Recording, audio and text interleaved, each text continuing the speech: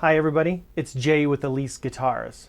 Right now, the in-person class is busy on rosettes, so I thought this would be a good time to cover the adjustment of our StewMac router bases. These StewMac router bases are extremely handy for several operations, but they can be a little finicky, and I wanted to see if I could help you guys develop a system to adjust these a little more accurately. If you take a look, so you can see the depth of the bit right here. This would probably not be very useful for anything, so we would want to adjust that bit up. In order to do that, we've got a static side and we've got a spring side. The spring side does a really good job of keeping this base that our Dremel is screwed into parallel with the bed here. And if we loosen these up, loosen up the static side completely, you can see that those springs do a pretty good job of holding that in place.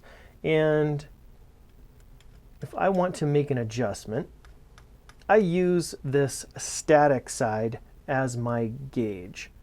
So let's say we want to bring this bit up, or down, I guess it would be, maybe a 1/16 of an inch. So I'm going to unscrew this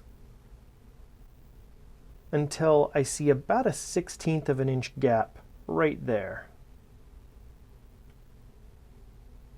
So that's probably good enough.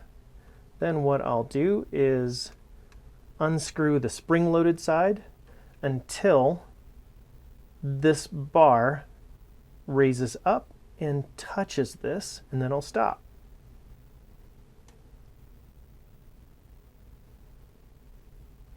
That's about enough.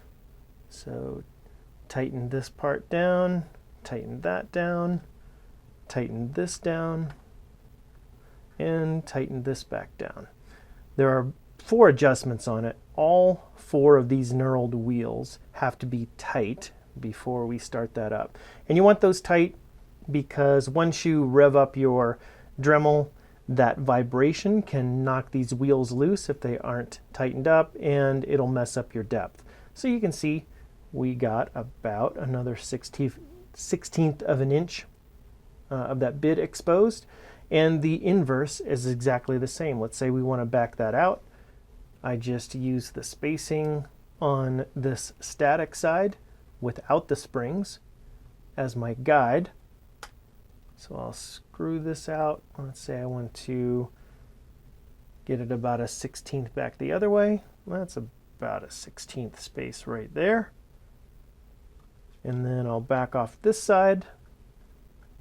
And we haven't seen any movement yet because this spring is still keeping this in place. So we're going to have to turn this wheel, and that closed up our gap here. So now I'll tighten everything back down, tighten that down, tighten this down,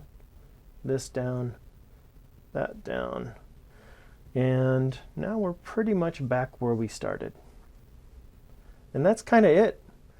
I use this side without the springs as my guide to show me how much probably I'm going to be moving this bar, which tells me how much this bit moves up or down relative to this base.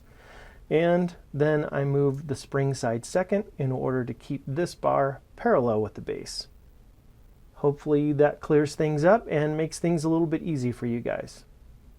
If you guys found this helpful, drop a like or a comment, and I'll see you guys in the next video.